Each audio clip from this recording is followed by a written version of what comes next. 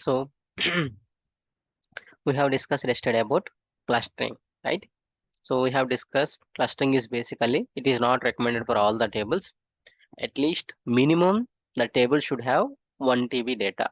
So if it is having kind of a 2 TB, 3 TB data, then you can able to see the difference in performance. Otherwise, like if you are using a small tables, GBs and all, you won't be able to see any difference.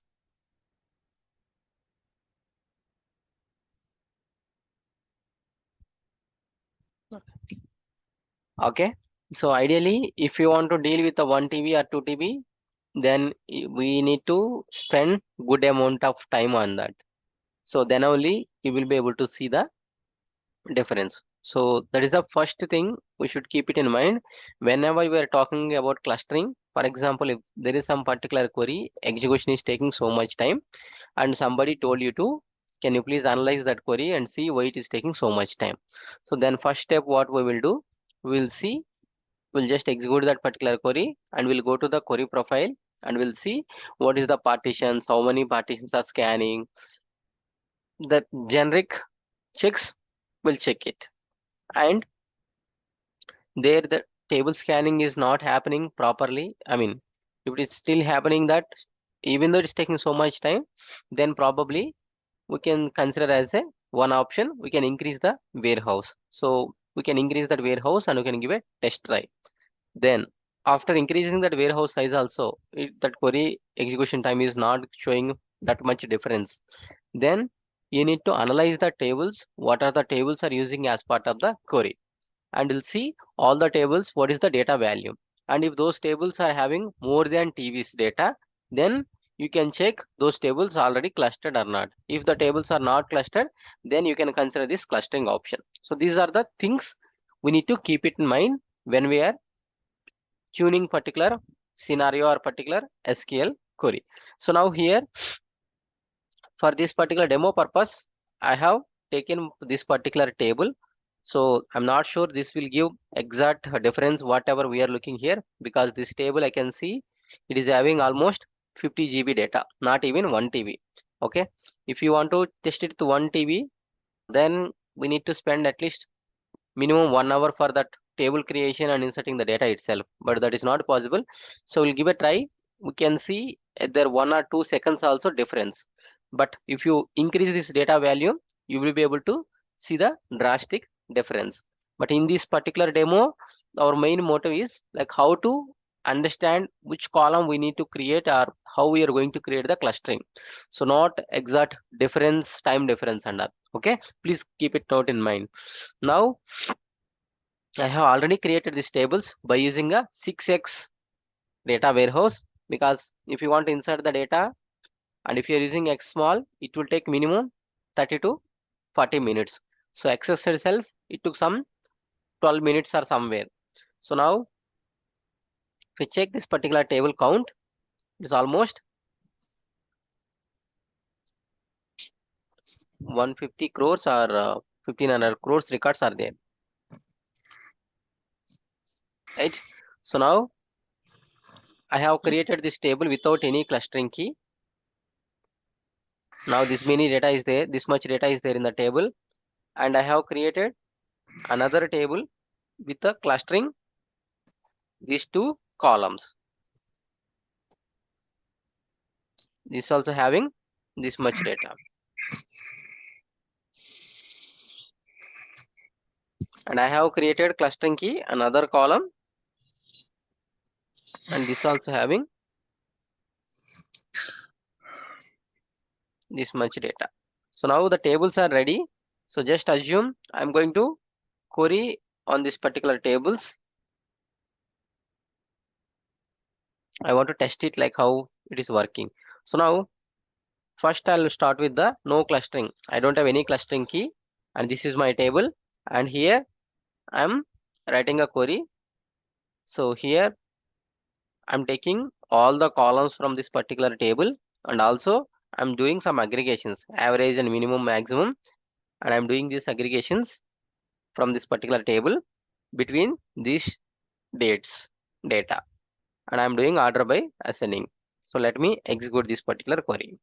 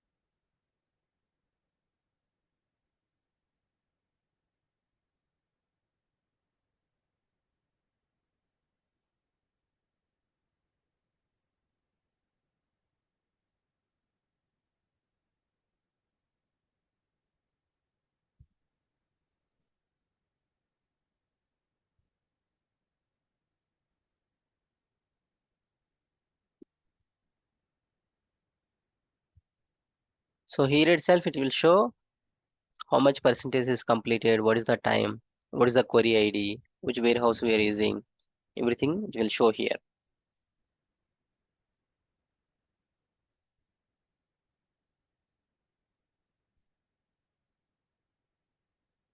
So this kind of clustering scenarios we need to always test it with multiple size warehouses with multiple columns clustering. So but at least we need to get some brief idea, right? Which columns we can consider for the clustering, that we will see.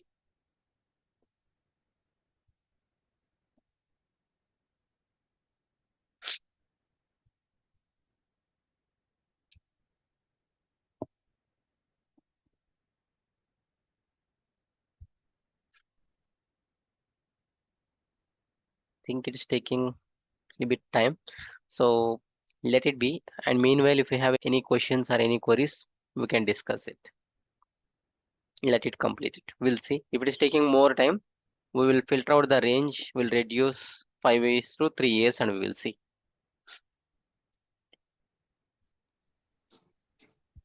Sir, what is the use of clustering? Improving the performance. That is what we are discussing from yesterday onwards, right? Query response time. When you are dealing with the very huge tables and your query response time is taking so much time, to improve that performance response time, this cluster will be helpful.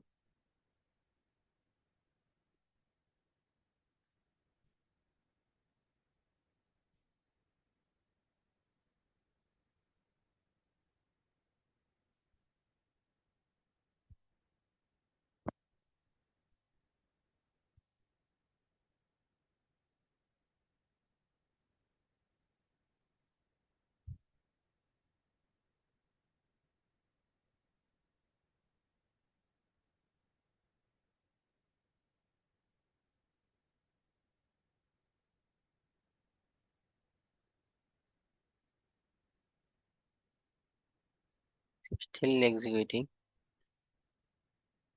We don't know how much time it's going to take out. Okay, let me do one thing. Let me reduce the filtering condition and we'll see.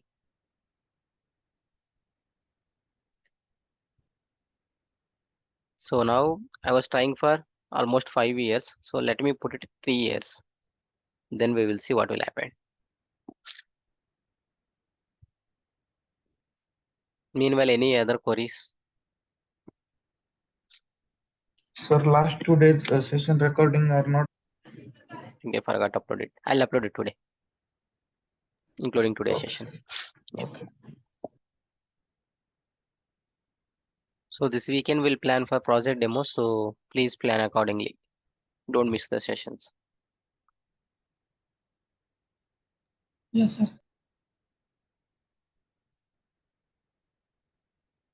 This is also taking so much time. Okay, let me do one thing. Let me reduce the filter condition more. See, each query by 10 minutes means it's difficult for us. Okay. So I'll do one thing. Let me reduce one more here. Hello. Yep. Sir, when we create tasks, we write a term called as transient table. Okay.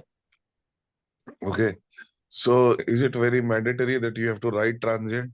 Because without writing transient also, I was able to complete the whole task. No, first of all, what is mean by transient? Transient means a temporary thing. So it is up to you, right? Task doesn't nowhere related to the transient or temporary and all, right? You are just giving instruction to the task. Whatever table you want, you can create it. Okay. Yep. So now we got the result. So it is showing as 1 minute 35 seconds. So now if you see this particular query ID, so out of these five, three most expensive nodes are there, and result Windows function it is taking 35, and sorting it is taking 11%. Result is 35. Now if you see,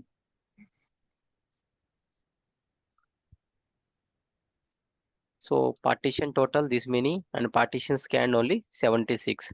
So now because we have given filter condition is very limited, right? Just a matter of only 1 year. But if you're giving more filter, then only you will be able to see the difference in the performance, the query execution performance. Because we are fetching only limited data, it might not impact the clustering functionality, but still we'll see because more filtering conditions is taking so much time. But you people can try out from your end by spending good amount of time because during 1 hour it will be difficult to complete everything. So I'm just putting a small filter condition and we'll see what how the difference is it really making any difference or not we will see. So now without any clustering I just executed this particular query. It took 1 minute 35 seconds. So I'm putting a clustering here and I'm trying to execute the query and we'll see what will happen.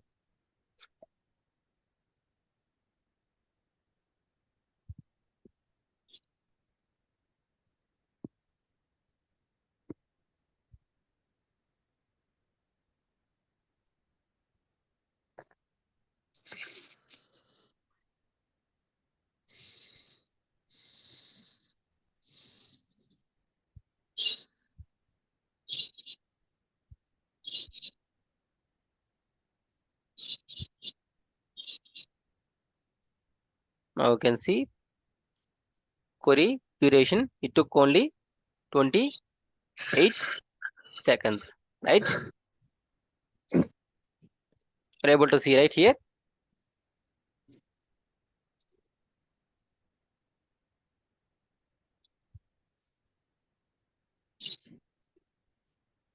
So now out of 76, it scanned only 44 partitions, right? Earlier it was 76 partitions. Now it reduced to 44. This is very, we have selected very minimal filter condition, right? But if you select more filter condition, you can see the difference more.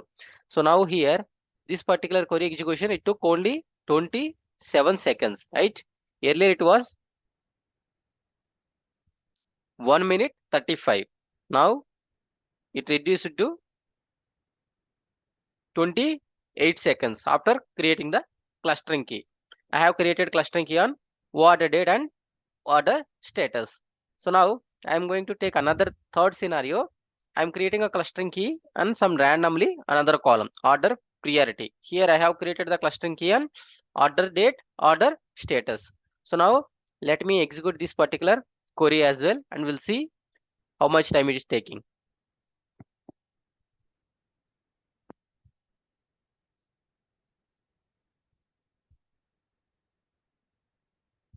And this it took 1 hour 45 seconds. Even though if I'm creating a clustering, it took more time, right?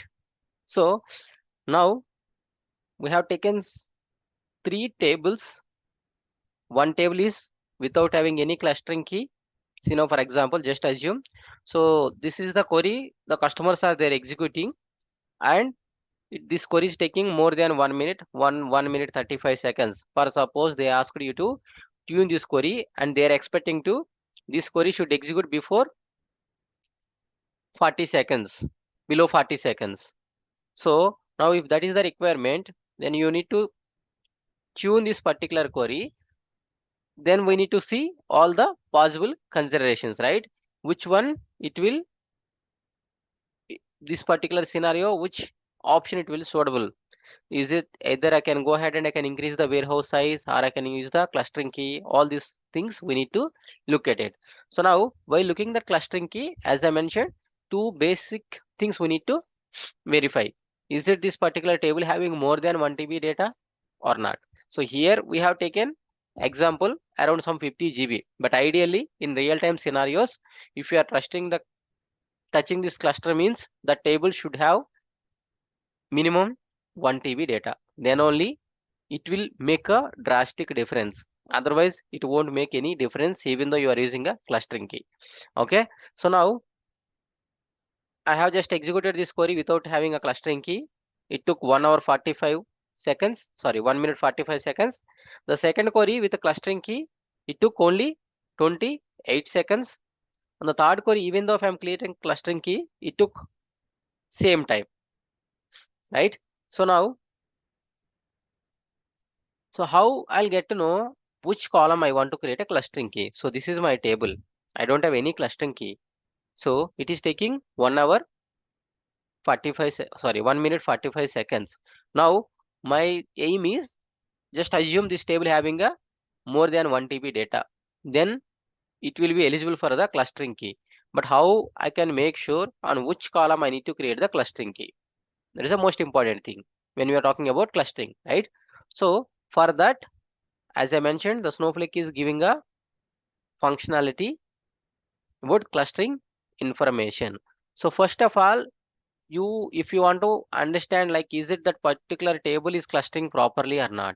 So sometimes you might see there is already clustering key is enabled for the table, but how you can make sure that clustering key is properly created or not? Because if you are creating a clustering key in a wrong column, then there is no use, right? Just now we have seen last example, right?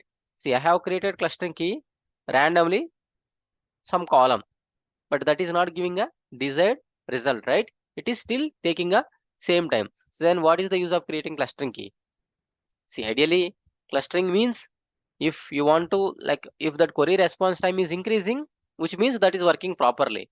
If the query response time is not increasing, then what is the use of creating clustering key? Unnecessarily compute power waste, right?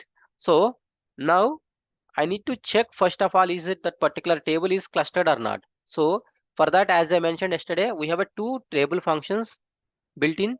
Table functions or system defined functions are available from the Snowflake end. So one is clustering depth, other one is clustering information. So if you check that clustering depth, it will show particular table is clustered or not. If in case that particular table is clustered, then you will be able to see what is the clustering depth. Ideally, the clustering depth is 0 or 1 or below 3, which means the table is already well clustered. The table is already well clustered. So, but that is a rare scenario. You will get that much optimal number.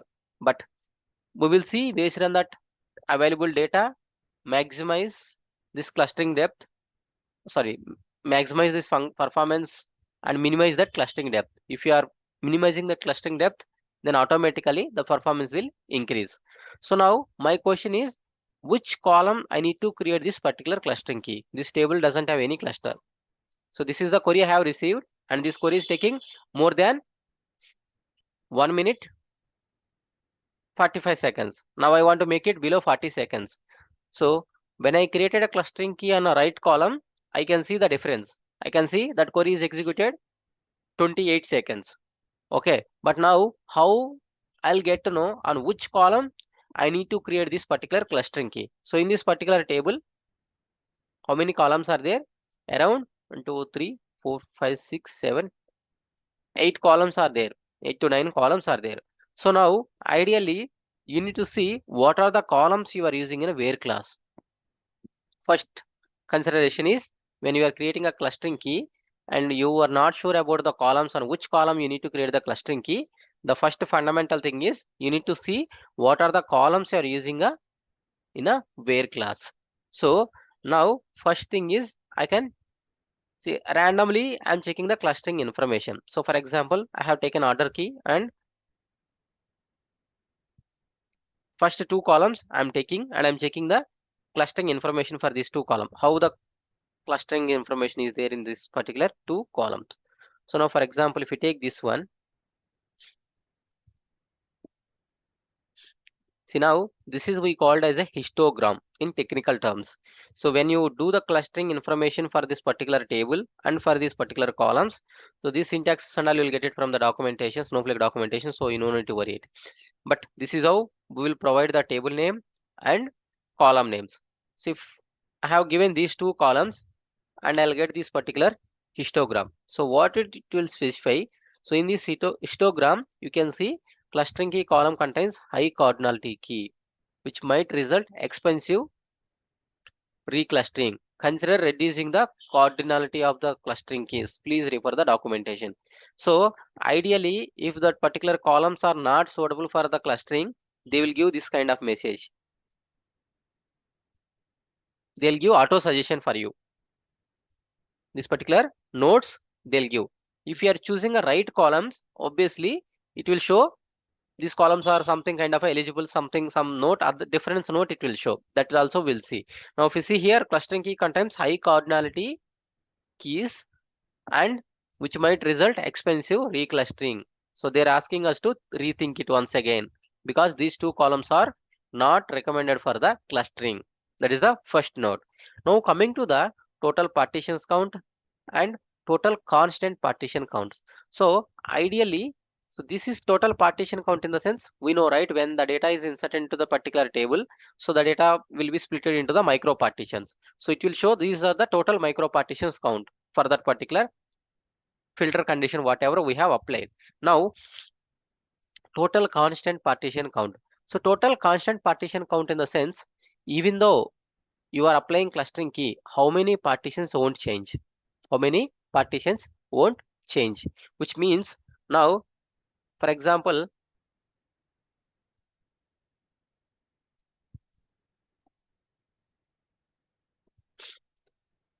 we have seen a example right now. See, when we are applying this particular filter condition, these two partitions won't change anything, right? This entire filter condition. So these two are a constant partitions and these two will change. So for example, in this particular diagram, there are total 4 micro partitions are there. 2 are constant. Those 2 are nothing going to change it. Okay. Similarly, here constant partitions are 0, which means all the partitions going to change it. So these two things we need to see. This total constant partitions count also should be having some good amount from these micro partitions. Then you are not going to change all the micro partitions. You are ordering the only few micro partitions. Then the storage will reduce and the performance also will increase. And also we need to see average overlaps and average depth. So overlaps we have seen, right? Micro partition overlaps. So if you see, all the data will be there in the one particular range of micro partition, which means this particular depth and this particular overlapping is too much for these columns. So this depth should be minimal and this average overlaps also should be minimal. If these two minimal and this is a having a maximum compared to this one, that is the right candidate key for the clustering. And also you need to see this particular value should distribute across the multiple micro partitions, then automatically this depth will reduce, right? So now if you see here, this is the total micro partitions are aligned in only one particular range, but if you are distributing across all these micro partitions, automatically this particular overlaps and average also will reduce, right? So this is how you need to analyze when we are creating a clustering key in a particular columns. You need to check the clustering information for those columns and we need to look at these particular parameters. So this particular constant partitions should be having some good amount compared to this partitions count, and then this average and this average depth should be minimal. When this should be minimal, if your data is across distributed between these multiple range of micro partitions, automatically this both will be minimal. So if this both will be minimal, then your whatever the column you are looking, that is the right column for the clustering key, and you can go ahead and you can create the clustering key on that particular column. Is it clear or any doubts with respect to this? No, sir. Okay, so now we'll see another column. So now I'm checking the order key, clustering key I have verified. So now I'm going to check. Then I have eliminated these two columns because that note itself clearly specifying that columns are not recommended for the clustering. So blindly just I eliminated those columns. I'm moving to the next column. So I've taken this.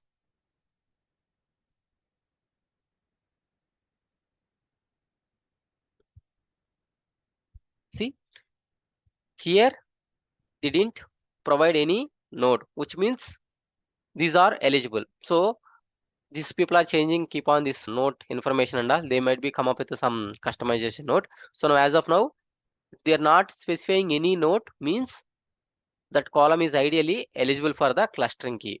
And if that column is eligible for the clustering key, we need to look at other factors as well. So now if you look at here, the total partition count these many, and out of this, these many constant partitions counts are there. So this is having a good amount of constant partitions, which means out of 3000, 1000 plus I am not going to touch. Those micro partitions are not going to modified. Only the remaining micro partitions are going to modify. So this factor is good. Now coming to the average overlap and average depth also, it is having a minimal values. So now if we go down and see, your data is splitted across all the micro partitions range, then this column is a good candidate key. So now you can go back and you can check for other columns as well. So order priority.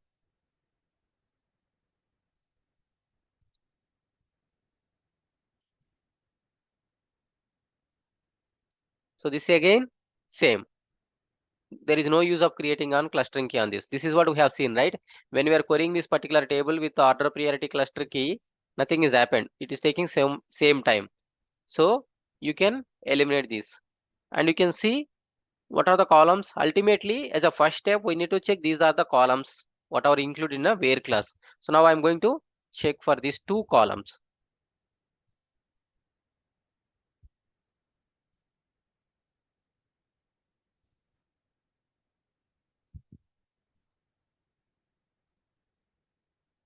See, so now if you see this one and this one, after including these two, having a almost similar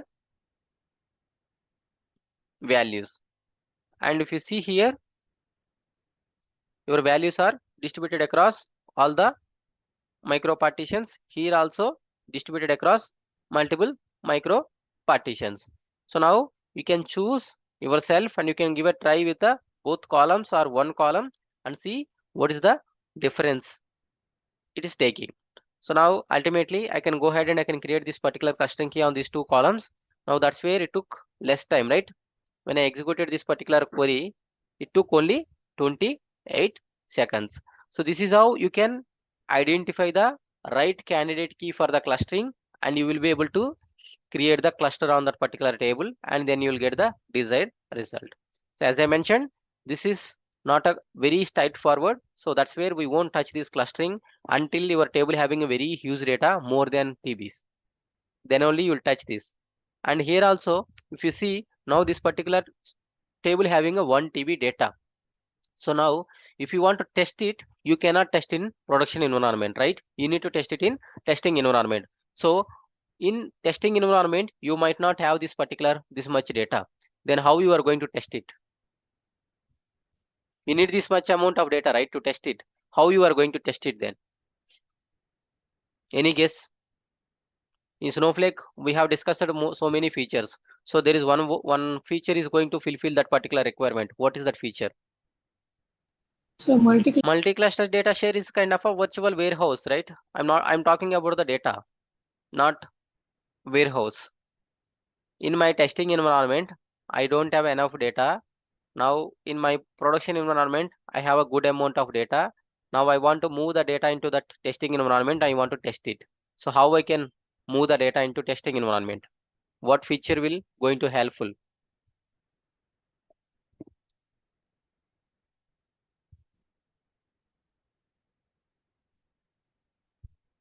Any guess? No guess? Result catching.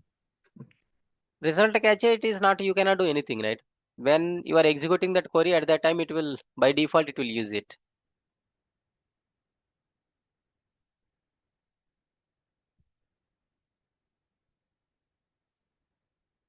Okay, tell me what are the features are we have discussed in Snowflake?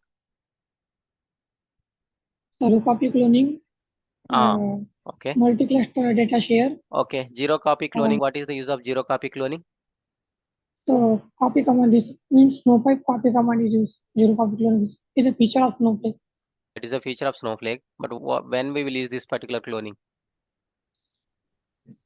when you want to do some testing that Hmm? time. Okay, what is the exact use of zero copy cloning? To take a snapshot in the point of time when you want to do some logics, so you cannot directly to the source table because it shows the changes to the views. That's why we Yeah. use cloning. So we'll clone and we will do that. So the exact usage of cloning is you can take a backups or you can spin up the dev and test environments. This is what we have discussed, right? So now if you want to bring some huge data from the production environment to test environment, so now I'm bringing 1 TB data. So I no need to waste up the space 1 TB, right? I can simply clone this particular table into my testing database and I can do my testing so that I no need to waste up the 1 TB space. So you need to, like, when we are talking about a particular scenario, you need to get it all these things in mind.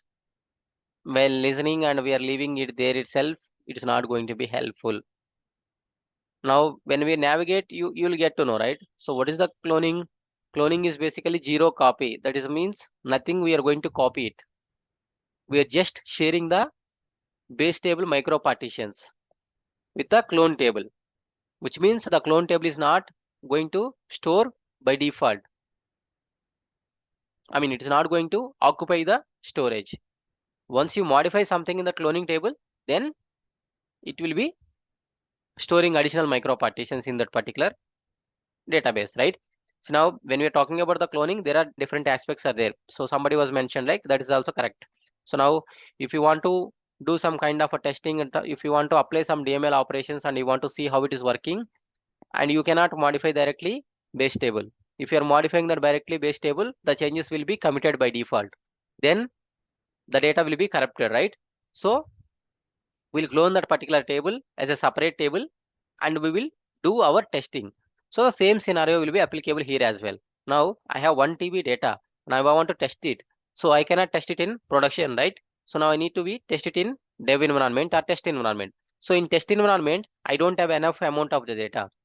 So what I can do, I can simply clone this particular table into the non-prod. Then I can run all these queries. I can test it whatever I want.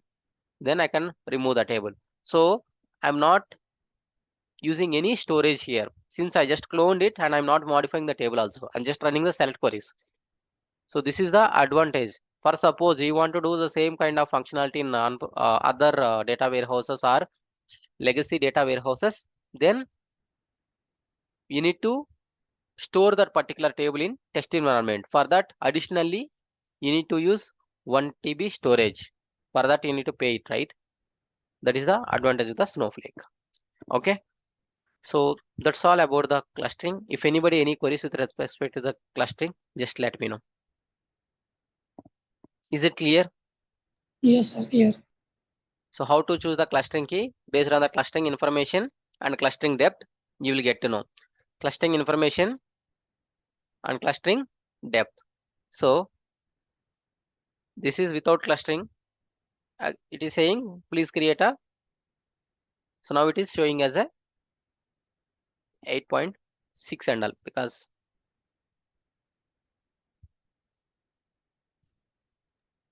okay, I have created a O date, right? That is why it is showing as a depth. Earlier there is no clustering key, and you can see that this clustering depth it is showing as a 2. This is the clustered table, right? So initially no clustering key. Now this is the clustering key. So based on this clustering depth and clustering information, you will get to know what is the right column for the clustering. And you can alter the table and you can add the clustering key for that particular table. And if you want to drop that clustering key, you can alter and drop the clustering key.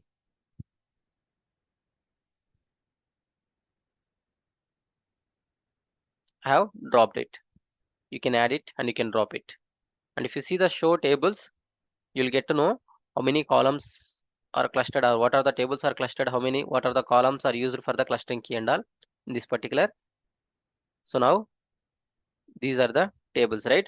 You see This is a clustered by no cluster. I don't have any clustering key, but orders this particular linear order status and this particular priority having a this particular column. So these are the clustering keys. Automatic clustering will on. So what is mean by automatic clustering? For suppose. So now in a very simple words, clustering is basically reordering the data from the existing micro partitions so that all the relevant data will come into the same place.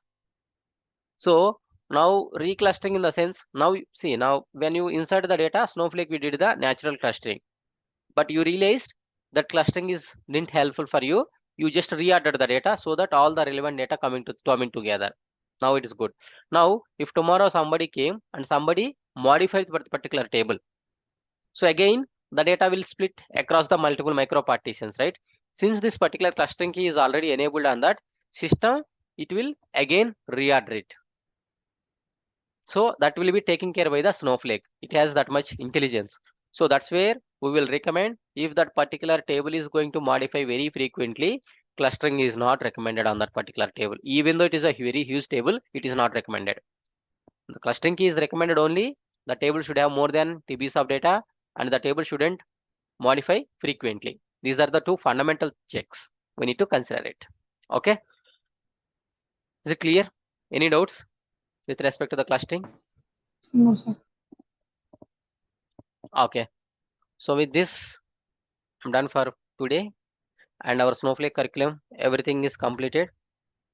So if anybody has queries, you can come up tomorrow. Tomorrow we'll have one common session. It is a kind of a doubts and question session. So this weekend we'll have a project demo. With that project demo, this training program will be ended from my end and you people need to prepare yourself for the project and your resume preparation. I'll have couple of sessions regarding the same.